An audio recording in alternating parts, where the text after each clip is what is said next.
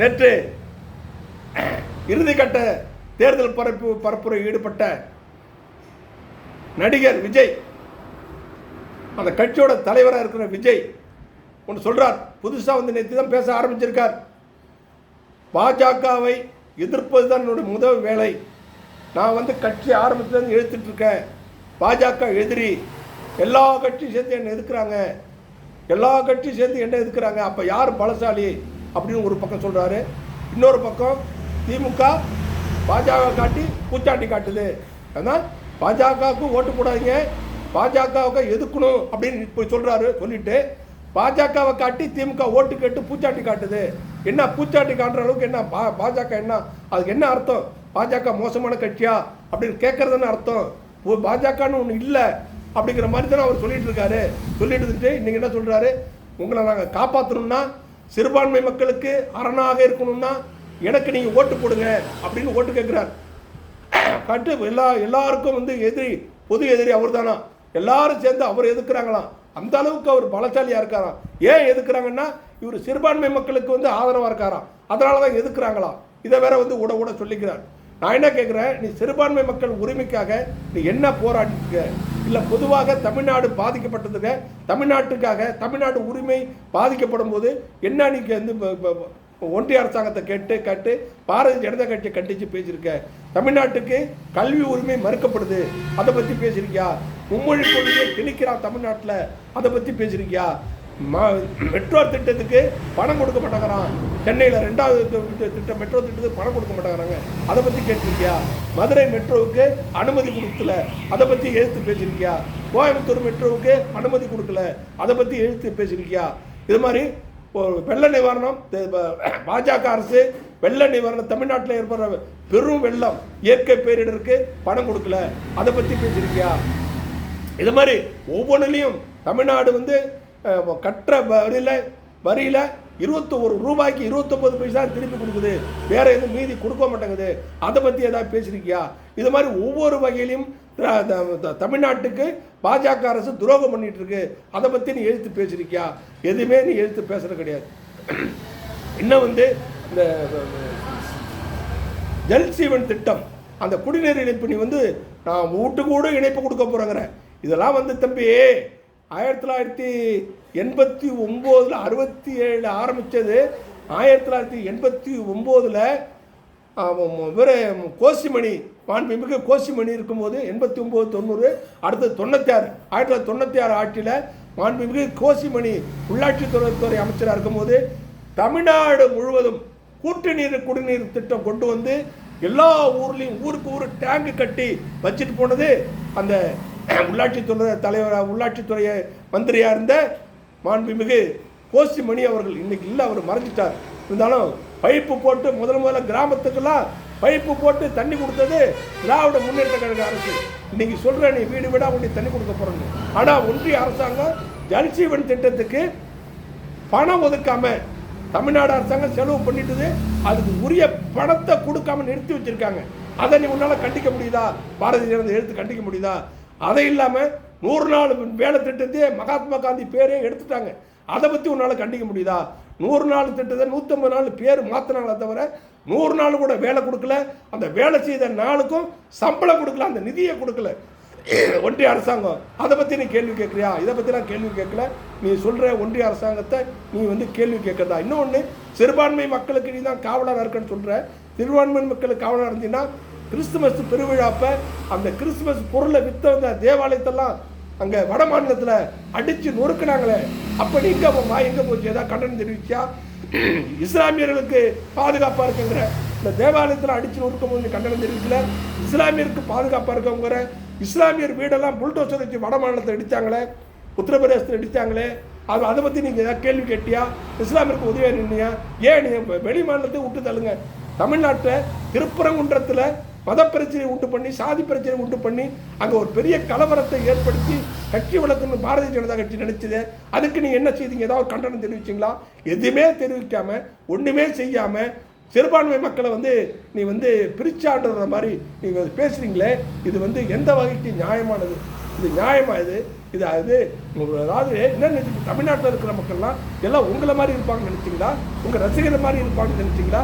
எல்லாரும் விவரமானவங்க, படிப்பில் சிறந்த தமிழ்நாடு, சிந்திக்கடி இந்திய அளவில் உயர்கல்வியில் வரைக்கும் அதிக படித்த மாநிலம் கேரளா, முதல் இடத்துல, 2வது இடத்துல தமிழ்நாடு. படித்தவர்கள் அதிகம் உள்ள மாநிலம் தமிழ்நாடு. இங்கே படித்த அவ்வளோ பேர் படித்தவர் தான். நீ ஈஸியாக நீ ஏதாவது உனக்கு இந்த ரசிகர் கூட்டம் இருக்குது அப்படிங்கிறனால ரசிகர் கூட்டத்தை வச்சுக்கிட்டு நீ எது வேணாலும் பேசிட்டா மக்கள் கேட்டுட்டு போடுவாங்களா? நீங்கள் கூட்டிருக்க கூட்டம் தான் 5.25 கோடி நினைக்கிறேன் மொத்த வாக்காளர்கள். இந்த 5.25 கோடியில் உனக்கு எவ்வளோ கூட்டம் கூடியிருக்கோம்? இந்த கூட்டம் ஓட்டு போட்டால் போருமா? நீ எத்தனை தொகுதிக்கு ஓட்டு கேட்க போயிருக்க? எத்தனை மக்களை சந்திச்சிருக்க? மக்கள், ஏழை எளிய மக்கள் எந்த நிலையில் இருக்காங்க தெரியுமா? எல்லா ஊர் எந்தெந்த ஊர் எங்கே இருக்குது தெரியுமா? கிராமம் பேர் தெரியுமா? எப்படி போவ? நீ விமானம் போகிற ஊருக்கு மட்டும் போவ, தனி விமானத்தில் மக்களோட மக்களாக ஒரு விமானத்தில் கூட உன்னால் சேர்ந்து உட்காந்து போக முடியல. நீ தான் மக்களோட மக்களாக மக்களுக்காக செய்ய போறியா? இதெல்லாம் வச்சுக்கிட்டு நீ பாரதிய கட்சியா எழுதுங்கிறிய. நீ எந்த வகையில் எதிர்ப்ப? நீ எந்த வகையில் சிறுபான்மை மக்கள் உதவியாக இருப்ப? அப்படிங்கிறத தயவு செய்து சொல்லணும். நீ ஜாதி பேதம் இல்லைங்கிற, மத பேதம் இல்லைங்கிற, எல்லாரும் எனக்கு ஒன்று தாங்கிற. இப்போ செந்தில் பாலாஜி கேள்வி கேட்குற, நீ ஏன் கரூரை பற்றி, நீ ஏன் கரூரில், நீ கரூரை விட்டு கோயம்புத்தூர் ஓடிட்டேன்னு கேட்குற. செந்தில் பாலாஜி யார்? செந்தில் பாலாஜியே கரூரை விட்டுட்டு கோயம்புத்தூர் ஓடிட்ட, உன்னை ஸ்டாலின் வெட்டி விட்டாரு அப்படின்னு நீ கேட்குறிய. நீ தானே கரூரில் போய் 40 பேரை கொண்டுட்டு வந்த. 40 கொண்டு வந்தியே. உனக்கு உன் மேலே தப்பே இல்லைங்கிற. இல்லை, எல்லா தப்பையும் திமுக தான் செய்துச்சு, செந்தில் பாலாஜி தான் செய்தார், அங்கே இருக்கிற காவல்துறை தான் செய்துச்சு, எனக்கு அதுக்கு சம்மந்தமே இல்லை அப்படின்னு நேற்று கூட கூட்டத்தில் பேசுறீல்ல. அந்த ஊரில் போய் நீ தேர்தல் நின்றுக்கலாமே, கரூர் தொகுதியில் நின்றுக்கலாமே. நீ தான் நிரபராதின்னு அந்த ஊர் மக்கள் சொல்லிட்டாங்களே. நீ போய் நின்று ஈஸியாக ஜெயிச்சு வர வேண்டியதானே? ஏன் அங்கே போய் நிற்கல? நீ எத்தனை மணிக்கு கூட்டம்னு சொன்ன? எத்தனை மணிக்கு சென்னையிலேருந்து கிளம்புன? அங்கே 9 மணிக்கு கூட்டம்னு சொல்லிட்டு இங்கே 9 மணிக்கு சென்னை விட்டு கிளம்புறேன். இங்கே என்ன கேட்குறேன்? என்ன பார்க்க காத்துட்டு இருக்கிற மக்களை நான் எப்படி தவிக்க விட்டு ஓட முடியுமா அப்படின்னு கேட்குறிய. அந்த இதுலேருந்து நாமக்கல்லேருந்து கரூர் வர்றதுக்குள்ள என்ன மக்களை நான் தவிக்க விட்டு ஓடலாமா? நான் தவிக்க விட்டு எப்படி வருவேன்? எப்படி ஸ்டாலின் சார் எப்படி எதிர்பார்க்குறீங்க அப்படி சொன்னீங்க. நீ எப்படி வண்டியில் குந்திக்கிட்டு மக்கள் பார்க்காம கூட்டத்தை பின்னாடியே கூப்பிட்டு நெரிசலை ஏற்படுத்தி, மக்கள் நெரிசலை ஏற்படுத்தி அவங்கள நீ கூட்டம் பேசுறதுக்கு ஆரம்பிக்கிறதுக்கு முன்னாடியே அவங்க மயங்கி விட ஆரம்பிச்சிட்டாங்க. தண்ணி கிடையாது, நிற்க நிழல் கிடையாது, குடிக்க தண்ணி கிடையாது. காவல்துறை அதிகாரிகள் 500 மீட்டருக்கு அந்தாண்டியே இங்கே பேசுங்க, அங்கே போனால் பேச முடியாது, பேர் இழப்பு ஏற்படும் சொல்லியும் அதை கேட்க முடியாதுன்னு சொல்லி நீயோ உன் கூட இருந்தவங்கள சொல்லி உன்னுடைய வாகனத்தை, அவ்வளோ பெரிய வாகனத்தை கொண்டாந்து அது உள்ளே விட்டு செயற்கை நெருக்கடியை ஏற்படுத்தி 47 பேர் உயிர் இழப்புக்கு காரணமாக இருந்த விஜய் அவர்களே, நான் அதுக்கு பொறுப்பு இல்லைன்னு மனசாட்சி இல்லாமல் திராவிட முன்னேற்ற கழகத்தையும் செந்தில் பாலாஜி குற்றம் சொல்றீங்க. செந்தில் பாலாஜி ஓடிட்டான்னு சொல்றீங்க. நீ அங்கே நிற்க வேண்டியதுன்னு, எங்க கரூரில் நிற்க வேண்டியதுன்னு, எதுக்கு திருச்சியில் போய் போட்டி போடுற? எதுக்கு பெரம்பூரில் போய் போட்டி போடுற? உன் ஜாதிக்கு, அதாவது அந்த சிறுபான்மை மக்களை நீ ரொம்ப தரக்குறைவாக நினைக்கிற, குறைச்சி இடம் போடுற கிறித்துவ பெருமக்கள் அறிவில் சிறந்தவர்கள், சிந்திக்க தெரிந்தவர்கள். அதே மாதிரி இஸ்லாமிய பெருமக்கள் அரசியல் புரிந்துணர்வு உள்ளவர்கள், அரசியல் புரிதல் உள்ளவர்கள், உரிமைகளுக்காக போராடி கொண்டிருப்பவர்கள். அவங்கள்ட்ட போய் நீ கொள்ளந்தூரில் ஊசிக்கிற மாதிரி அந்த 2 சமூகங்களையும் ஏமாற்ற முடியாது. அதனால தெரிஞ்சுக்க.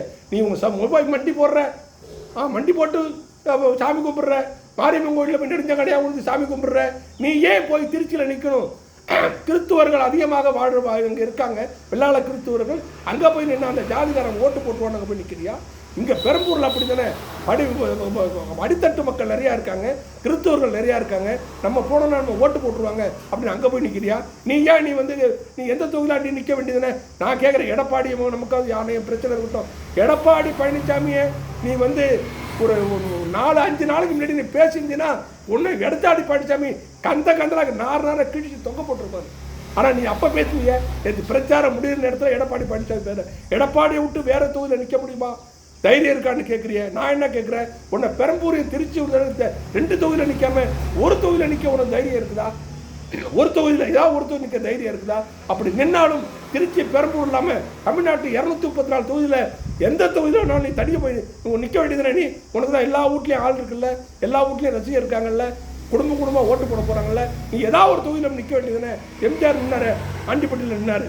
எம்ஜிஆர் நிற்காத தொகுதி கிடையாது. நீ எம்ஜிஆருக்கு ஈடாக பேசுகிற நீ போய் நிற்க வேண்டியதுன்னு. ஜெயலலிதா அம்மா ஒரு தேர்தலுக்கு ஒரு இடத்துல நிற்பாங்க. ஸ்ரீரங்கத்தில் நின்றுருக்காங்க, ஆர்கே நகர் நின்றுருக்காங்க, இது மாதிரி பல ஊரில் போய் நின்றுருக்காங்க. அவங்க வெற்றியும் பெற்றிருக்காங்க. அரசியலில் கருத்து வேறுபாடு, கொள்கை வேறுபாடு வேறு இருக்கலாம், இருந்தாலும் வந்து அவங்க வந்து எல்லா இடத்துலையும் இப்போ நின்றுருக்காங்களே. நீ நிற்க வேண்டியதுனே. நீ எதுக்கு 2 தொகுதியில் நின்று? ஏன் நீ போய் போட்டி போடல? நீ எல்லாத்தையும் நீ செந்தில் பாலாஜி சாதாரண ஒரு மந்திரியாக இருந்தவர், ஒரு மாவட்ட கட்சியோட மாவட்ட செயலாளர், ஒரு மாவட்டத்துக்கு பொறுப்பாளர், அவ்வளோதான். கட்சி சார்பாக ஒரு பொறுப்பாளர். நீ அப்படி இல்லையே, ஒரு கட்சிக்கு தலைவர்.